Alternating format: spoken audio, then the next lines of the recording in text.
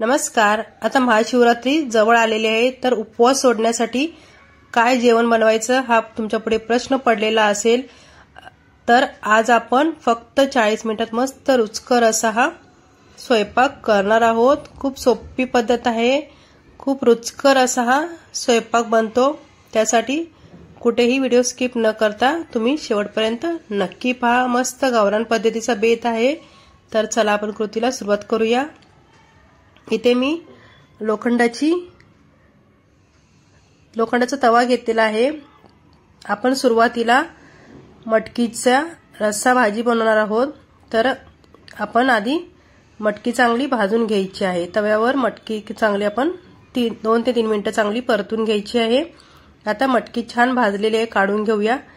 त्याच तव्यामध्ये आपण मसाले भाजून घ्यायचे आहेत। लोखंडाच्या तव्यामध्ये मसाले तुम्ही जेव्हा भाजताना तेव्हा भाजीची चव दुपटीने वाढते, खूप सुंदर फ्लेवर येतो, अप्रतिम अशी चव येते भाजीला। त्यामुळे तुम्ही मसाले भाजताना लोखंडाच्या तव्याचा नक्की वापर करा।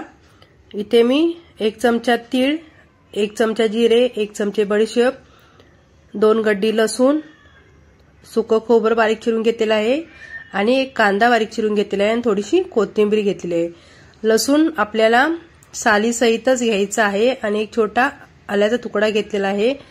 आता आपल्याला हे सर्व एकत्र चांगलं भाजून घ्यायचं आहे।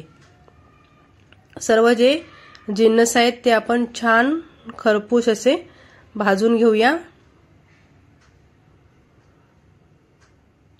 लोखंडाच्या तव्यावर जेव्हा आपण मसाले भाजतो तेव्हा त्याचा फ्लेवरही छान येतो आणि भाजी चवीला अप्रतिम बनते। आता हे आपले मसाले छान भाजून झालेले आहेत। हे आपण एका प्लेटमध्ये काढून घेऊया आणि थंड करून नंतर आपण ते मिक्सरमध्ये चांगली त्याची पेस्ट करून घ्यायची आहे। हे अशा पद्धतीने आपला मसाला तयार झालेला आहे। आपण आता बाजूला ठेवून देऊया। इथे मी कांद्याच्या पातीची भाजी बनवणार आहे। कांद्याची पात बारीक चिरून घेतलेली आहे, चणा डाळ अशी भिजवून घेतलेली आहे आणि लसूण आणि मिरचीचा चांगली ठेचून घेतलेली आहे। जाडसर आपल्याला ठेचून घ्यायची आहे। तर त्याच तव्यामध्ये आपल्याला 1 चमचा तेल घालायचं आहे। तेल चांगले गरम झाले की त्याच्यामध्ये आपल्याला जे आपण चणा डाळ भिजवून घेतली होती त्यातलं पाणी काढायचं आहे आणि डाळ तेलामध्ये 2 मिनिटं चांगली परतून घेऊया। डाळ आधी चांगली भाजून घ्यायची आहे, म्हणजे ती कच्ची राहत नाही। आणि आपण जी मिरची आणि लसूण ठेचून घेतलेला होता तोही चांगला डाळीबरोबर 2 मिनिटं परतून घेऊया, म्हणजे त्याचा जो कच्चेपणा आहे तो निघून जाईल। खूप कमी साहित्यामध्ये ही भाजी बनते आणि खायला तर भन्नाट अशी लागते। आता कांद्याची पात जी आपण चिरून घेतली होती ती घालून घ्यायची आहे।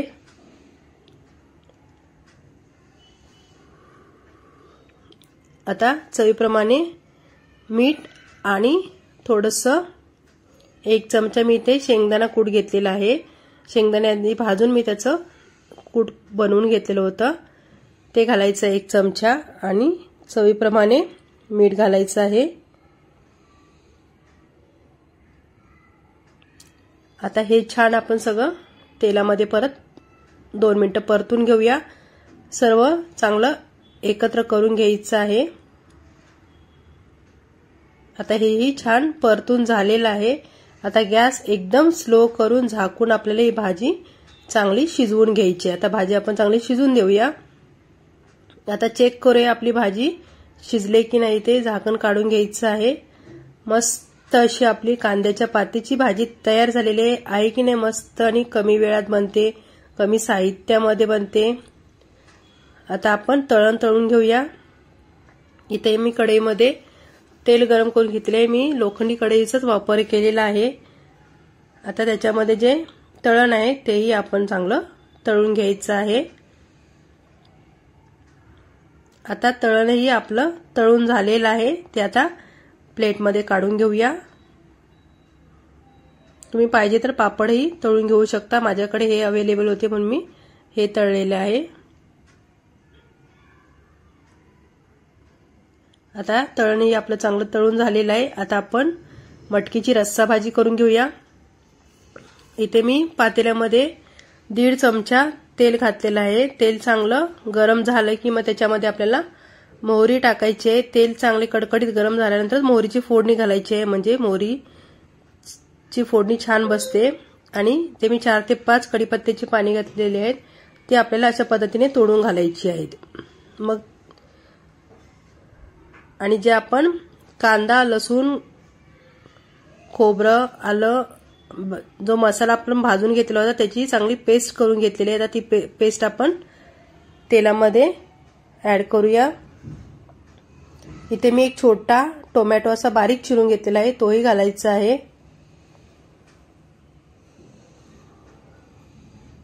आणि मसाल्यामध्ये इथे मी अर्धा चमचा हळद घेतलेली आहे आणि अर्धा चमचा धनेपूड घेतलेली आहे।